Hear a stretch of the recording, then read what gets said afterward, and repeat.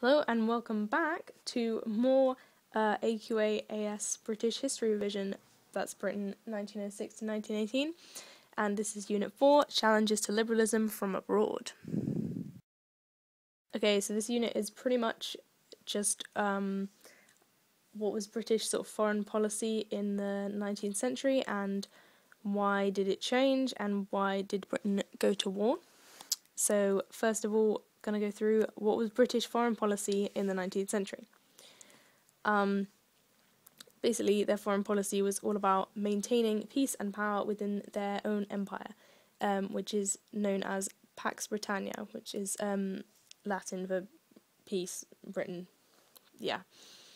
So basically, they don't want to fight other European countries because other European countries are also equally as powerful.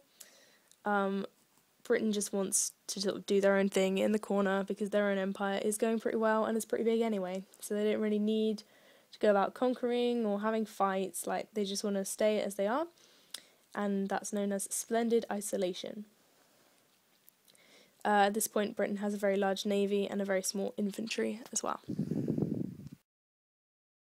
So Britain traditionally sort of keeping to themselves, but later on, they start to emerge from their splendid isolation and make some agreements and treaties. So what agreements and treaties did they make? In 1907, there was the Anglo-Japanese alliance.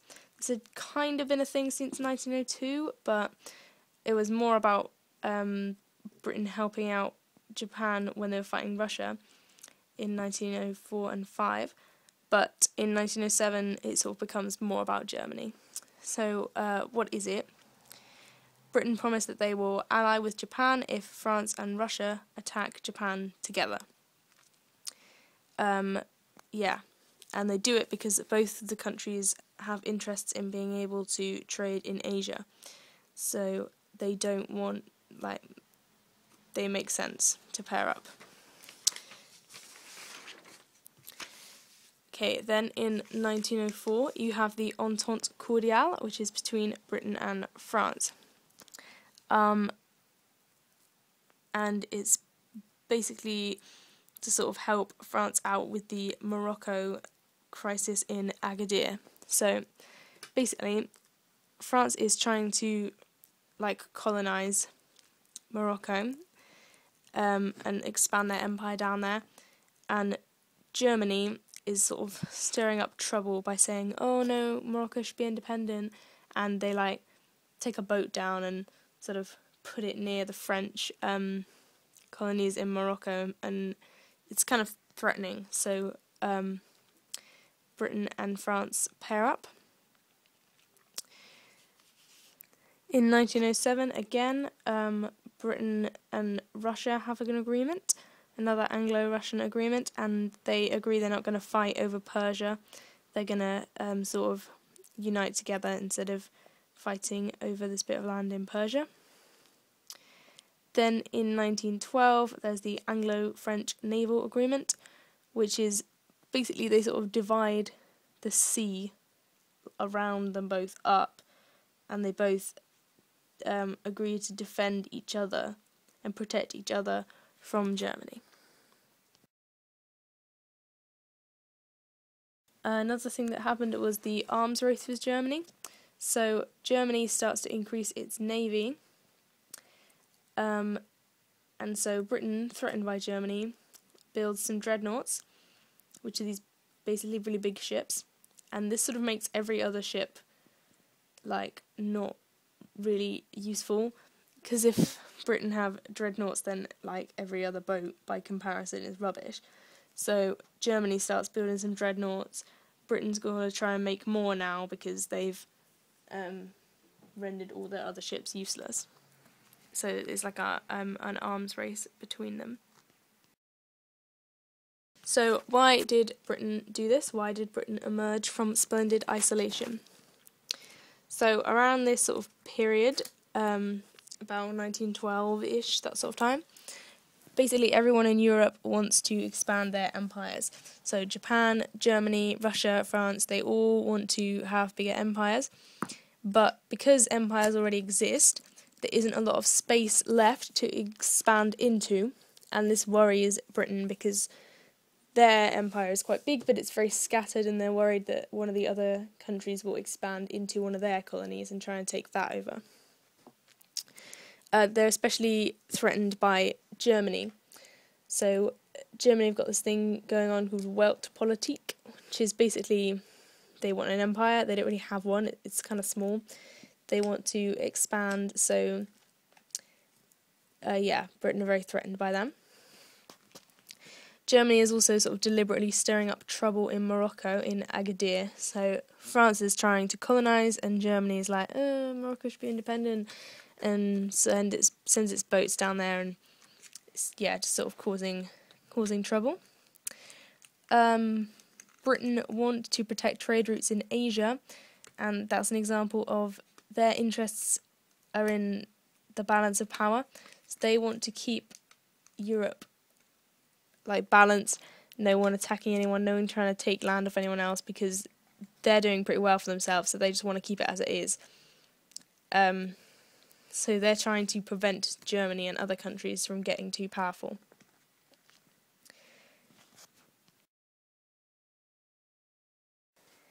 So July 1914, World War I breaks out, and the whole thing basically starts because Austria declared war on Serbia, and then all these other alliances that have been made leading up to this time pull all the other European countries into the war.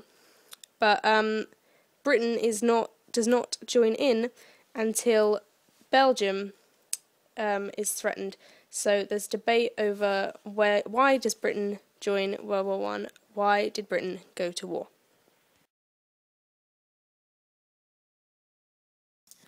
So you've got your sort of long-term things going on of why the war started and why Britain joined in. You've got the militarisation of Europe, so every European country is building up their armies, building up their dreadnoughts, and that causes paranoia. All the countries what's going to happen, who's going to attack first, and the tensions are really running high. Imperialism, everyone's fighting over empires. Germany in particular wants to expand, but so does everyone else, really. It's a time of empires, and the idea of someone attacking yours or wanting to expand into something that might be yours is quite threatening. All the alliances that were going on at the time really split Europe. It basically divided Europe into, the two sides that are fighting. So you've got Russia, France, Japan, England, all of that going on, and then Germany and Austria, obviously, are sort of the other side of it. And then, obviously, you've got nationalism. Basically, people at this time they haven't had a war that's as bad as World War I yet, so they kind of think that war is good for countries. It builds up morale, it makes you strong, it gives you a better empire. Everyone sort of likes the idea of going to war. Paper was to support Belgium and the neutrality of Belgium. So when the Germans announced they're going to attack France and they plan to go through Belgium, Britain decides to go to war. So things that show they went to support Belgium. It was immoral for Germany to attack a neutral and defenceless nation, and there was a lot of sort of pride in the British people to be like, oh yeah, we're defending tiny little Belgium against the mean Germans, aren't we great? So they sort of felt like it was the moral right thing to do. In 1839, there was the Treaty of London, which basically committed Britain to protecting Belgium and its neutrality. So even if they didn't feel like they should protect Belgium, they had to. They were committed to it already. Also, there was a harbour in Antwerp in Belgium, which was a port from which Germany could attack Britain.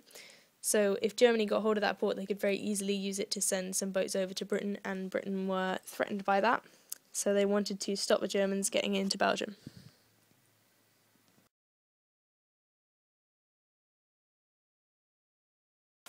You could also say that Britain went to war to support France.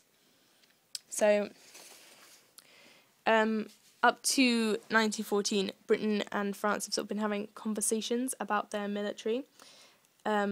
and sharing information about what exactly they've got in their arsenal, which is not something you would do if you weren't going to ally with a country. Like, if you weren't committed to supporting them, you probably wouldn't share your military information with them in case they ended up attacking you. So that shows that Britain and France were supporting each other. Then you've got the Entente Cordiale in 1904, and in 1912 the Anglo-French Naval Agreement, and they both show that Britain is committed to supporting France. Then you've got the Moroccan crisis. Britain sort of sided with France, and they did the Anglo-French Naval Agreement as a result of that, and Britain sided with France and sort of said that Germany was a bit out of line, taking their boats down there. But on the other hand, you could say that they didn't go to support France, because when Germany sort of said we're going to go to France and attack France, Britain didn't immediately declare war on Germany. They didn't enter the war until Belgium was threatened. And a quote for that is, the French foreign minister, when Germany announced they were going to go and attack France and Britain didn't immediately respond, said, "We are waiting to see if the word honour should be removed from the English language." Burn. Britain went to war because of the threat of Germany. You've got the naval arms race with the dreadnoughts, shows that they were in competition with Germany and threatened by them. The Moroccan crisis shows they wanted to sort of get their own back on Germany. They didn't like them. They would side against them. And then they're worried by the Germans sort of wanting to expand and have a bigger empire. And the last one is, did they go to protect their own interests? So they want a balance of power, and they were scared by the militarization and by Germany and other countries wanting an empire. So they went to protect their own empire and to protect the balance of power. Also, they want to stop Germany getting those ports in Belgium, which from which they could attack Britain. And then also, a kind of selfish one, if you see it that way, the Liberal government are in a bit of trouble at the moment, especially with all the stuff going on in Ireland, and they were, coming really close to collapsing, and they felt like if they didn't do anything, if they didn't do something that would rally the country and stop all these other problems and bring everyone together, they were going to fold in on themselves. So the government went to war, took Britain to war to protect their own interests.